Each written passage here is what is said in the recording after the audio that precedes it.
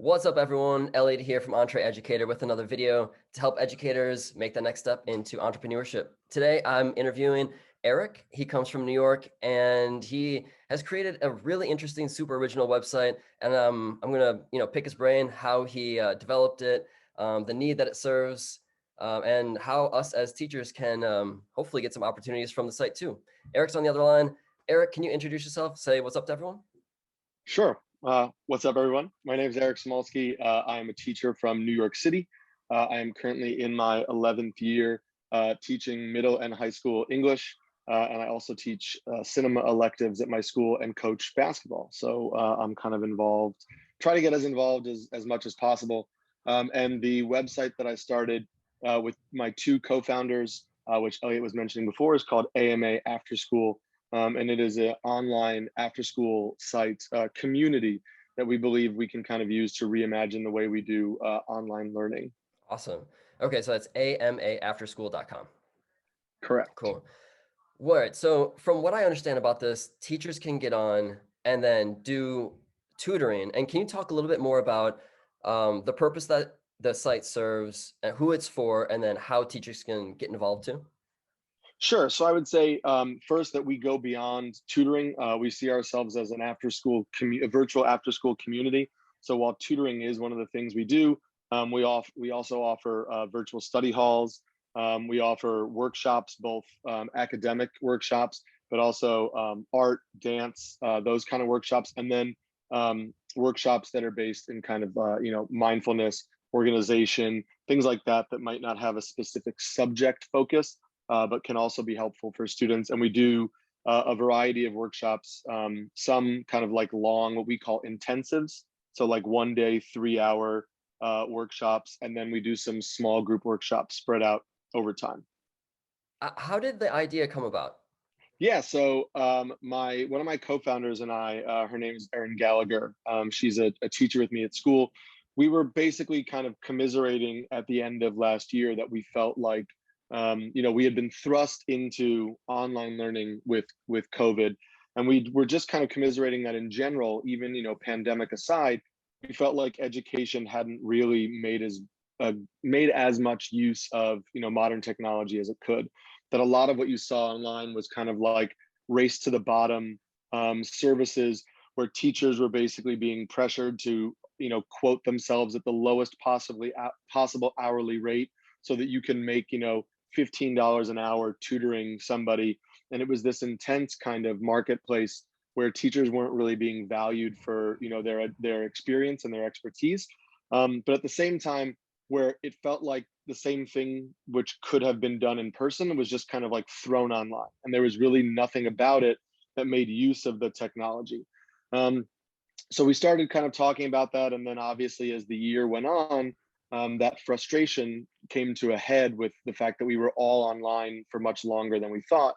And we talked to a friend of ours, Jesse Wachtel, who's our third co-founder, who is an entrepreneur and has startup experience from a finance and tech side. And the three of us just decided, instead of talking about what the problem was, we may as well try to solve it. Right. Okay, nice. And so I'm still trying to envision what the actual platform when you're in it looks like. For everyone Sure. who's listening, I don't know if you saw it, Eric, because I know you're like teacher, maybe your friend, the technical co-founder saw it, but I literally signed up. I don't know if you saw that. Yeah, I did. Okay, I did see because it. We I wanted to like go through the process and be like, okay, Yeah, I'll literally sign up like as a teacher, tutor, like educator available to do it. So for yeah. anyone who's interested, like I signed up and it was a really like swift process. And yeah, so that was really cool. But so as far as the teacher goes, what would it look like? Sure. If you ended up taking me on and then ended up getting some students, now would I have to like apply for the students or would the students come to me? How does that work? So it would fully depend on what, as an educator, you were signing up to do. So, like I mentioned, we have a variety of programs, and the idea is we want to make sure that we can offer teachers the opportunity to, as I mentioned before, get the most out of their expertise, but also do it around their own schedule. So, if you're somebody who just wants to tutor and that's all you want to do, we can set you up with that. If you want something more consistent, we do these 2-hour study halls every day, or the plan when we were up and running in full be to do it Monday through Thursday after school. And so educators can be a part of that on a more regular basis. Or if you're like, you know what, I have my one thing that I really want to teach, maybe you have a passion of yours that you don't get to do in your day-to-day job, right? And you want to teach a workshop on this particular skill. Maybe you used to be a dancer and now you are teaching something else and you can't do that and you want to do that workshop. You can make that around your schedule. Do you want to do one 3-hour workshop? Do you want to do longer sessions over multiple weeks? So our idea is basically to kind of just create a community that's filled with talented educators, and then let them do what they do around the time that they have available to them, because we believe that's going to make them that's going to make the biggest difference for students. Let's talk about the business model. Is it going to be running under a subscription, like business model for the parents who are signing their kids up, or how would that work? Yeah, so for the parents and families signing their kids up, it would be a subscription service built around the study hall, built around this after school program. And that would be a monthly subscription, and they would have the opportunity to attend every study hall for every day that we run it for that entire month. And then the tutoring and workshops would be separate payments on top of it, because they're one-time events, they're one-time services. Cool.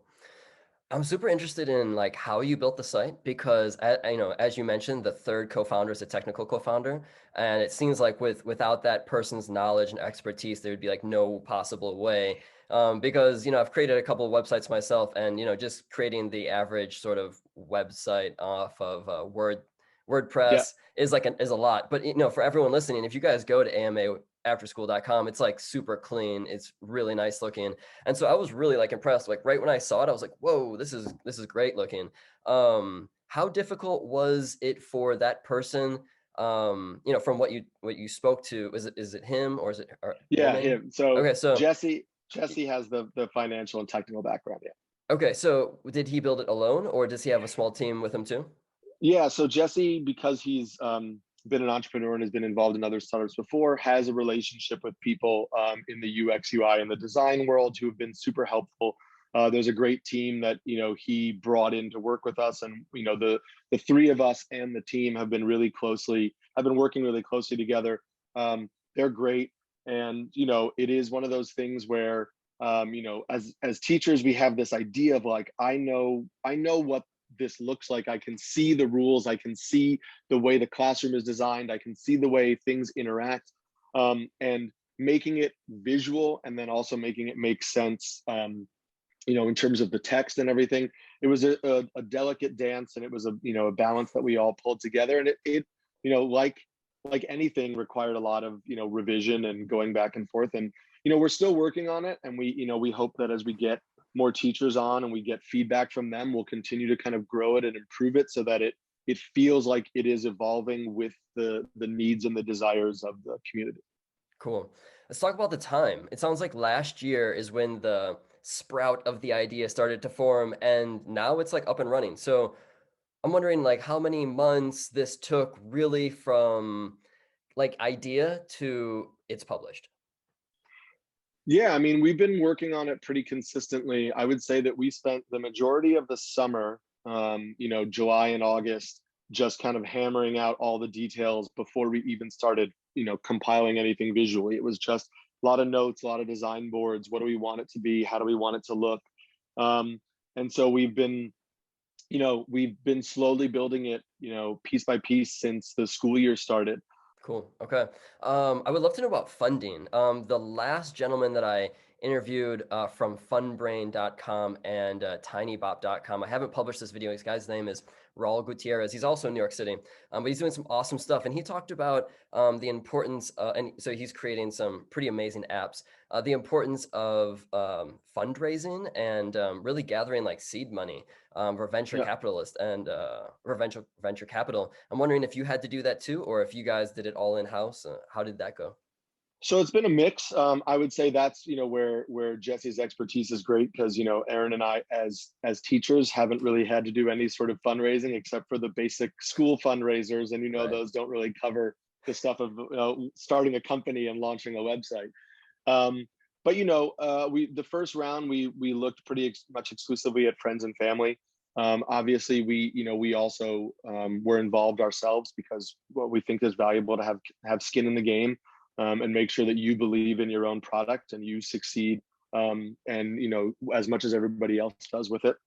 Sure. All right. You mentioned that word advertising. So for anyone who does start a website and is looking to spread that word organically, what's worked for you? I think the Facebook groups have been great for teachers. I mean, I think teachers are are more engaged in Facebook groups than you'd find in a lot of other professions, just because we're used to sharing resources and getting kind of that collaborative aspect of what we do. So there have been some really great teacher Facebook groups that we've been in contact with. And then, you know, word of mouth has been helpful so far. I think, a lot of times you reach out to a website and they understandably want to create some sort of promotion package with you, and it involves, thousands of dollars that we don't currently have allocated for it. But teachers want to help other teachers.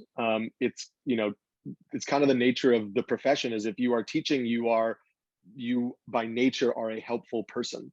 And so I found that when teachers have engaged with the site and enjoyed the site, they want to talk to other people about it.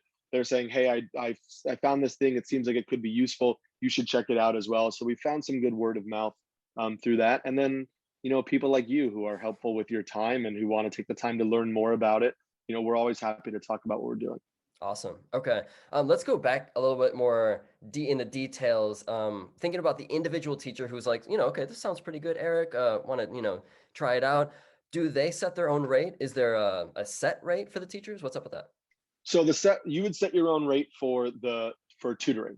So there is a set hourly rate for the study hall, and there'd be a set hourly rate for the workshops, and then there is a increase per student amount once we get over a certain number of students. So the idea would be you basically are paid an hourly rate to run the workshops, and if that workshop has a bunch of students, because it's more to manage, you would get a little bit more money for the additional management you have with the students that are in there. Right. Cool. Eric, I've got two other questions. And all right, so let's go back 8, 9 months ago. It's July. If you were to start again and you wanted to give me or anyone, really yourself, advice, what would you do differently? Um, Man, uh, I think I would say less is more. I think I'm really happy with where we're at right now. But I think we had big dreams and big ideas, and we were trying to kind of get all of them in at the beginning. And it took us a lot of time to build the product that we have because we were trying to do everything. And I guess I would say, like, what is the one thing we think is going to be most important? Let's do that. Let's focus on that. Let's get it out there to people as soon as we can in a way that's functional and we're proud of, and then we can build the other things on top of it. Wow, that sounds awesome. And the last one is, what does AMA stand for? Um, so AMA comes from the kind of like the popular internet acronym for Ask Me Anything. So the idea of AMA After School is basically that teachers are here for help with anything possible, right? Whatever you need them for, whatever you need us for as a community, we'll be there to give you that support and assistance. That's really cool. I like that a lot. That's it for me. Did you want to share anything else to the listeners out there? Sure. So, we are, as Elliot mentioned before, we are fully live with our signups right now. We're, getting more and more teachers onboarded every day. And for the students, we are going to offer some of these programs free of charge for the rest of the school year to kind of get everybody involved in the community. And the more people that we can get involved early on, the sooner we can be up and running full. And, our hope is to kind of give teachers some additional revenue opportunities over the summer when there are no classes, and give them something to kind of scratch the creative itch that they have, while also giving them a little bit of summer spending money. That sounds awesome.